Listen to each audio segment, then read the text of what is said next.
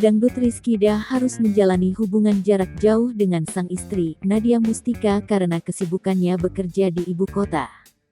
Selain hubungan jarak jauh, beredar kabar kalau pernikahan Rizky dengan Nadia tengah retak.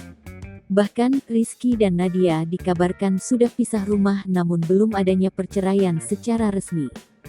Pria berusia 24 tahun itu mengakui, dirinya harus rela pulang pergi Jakarta-Bandung, jika memang rindu dengan sang istri dan juga anak, karena sudah intens bertemu dan menjalin komunikasi dengan baik. Pedangdut jebolan ajang pencarian bakat Dangdut Academy itu, membuka peluang akan memperbaiki hubungannya dengan Nadia.